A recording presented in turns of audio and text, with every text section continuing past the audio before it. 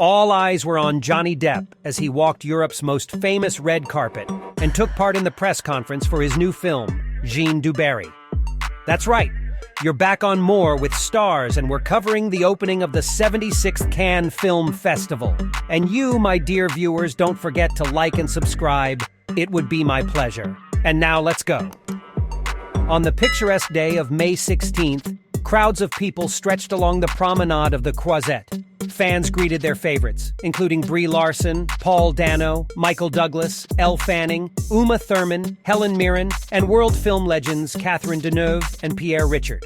But most of all, people were waiting for another legend, Johnny Depp. That's right, he's the one who is closely followed by everyone associated with cinema. Fans greeted their idol with rapturous shouts when the movie star graced the most famous European red carpet in the world. As Johnny, with his hair gathered into a ponytail and tinted purple glasses, stepped out of his car, squeals echoed throughout the sprawling complex where the festival was held, and fans held out photos for the actor to sign, chanting his name. "We support you," one young woman exclaimed, trying to get Depp's attention. So the Cannes Film Festival has begun and will run until June 27th. Jean du Barry, which marks Depp's first major film role in 3 years, opened the 76th Film Festival. The opportunity to open such a major festival was a major change for Depp and the famous French actress and co-director Mai Wen.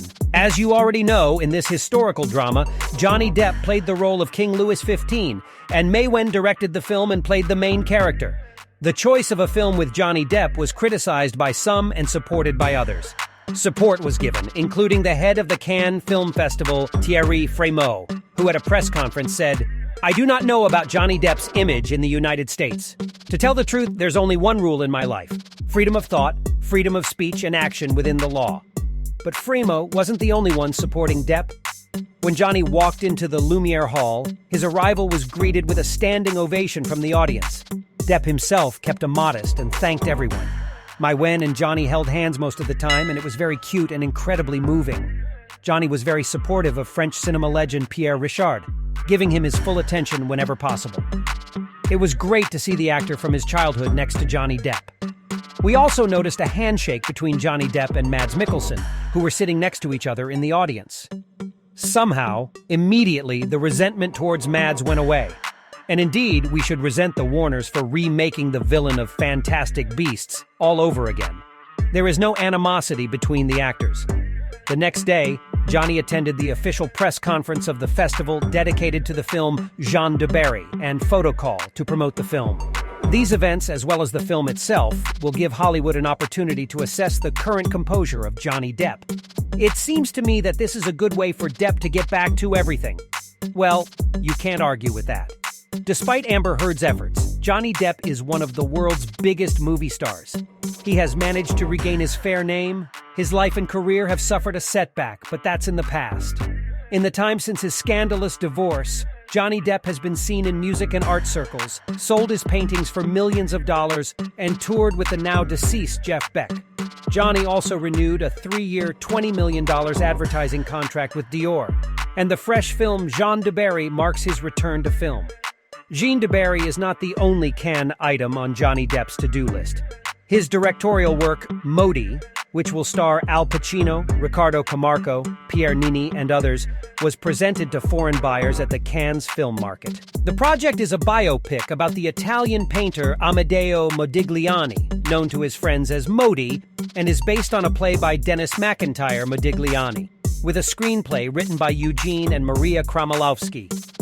All that said, Depp is still hugely popular in Europe and other parts of the world, winning career awards and honors at various international film festivals, and there will be many more to come. Jean du Barry was well received at Cannes. The audience gave the film's team a 7-minute standing ovation, and it was great to the point of goosebumps. Now, numerous American buyers will be interested in the film. There is already information that the filmmakers intend to release the film in the US, whether in cinemas or on a streaming channel, and in France it has already been released in cinemas. Netflix has also acquired the rights to screen the film, but things may not be so clear-cut with the film's distribution. Some sources said they would be surprised if Universal and Disney made a bid for Jean du Barry. Other potential buyers have said that their interest depends on the tone of coverage at Cannes and whether the media will want to focus on the film rather than on Johnny Depp's past. In other words, no one wants to attract bad press. Speaking of the Johnny situation, at a press conference with members of the festival jury, Brie Larson was asked what she thought of Johnny Depp's situation. Larson is known as a fierce defender of women's rights, but she answered the provocative question from the journalist in a very interesting way. But all the details in the next videos on our channel. You just need to subscribe to not miss it. Thank you for watching. See you soon.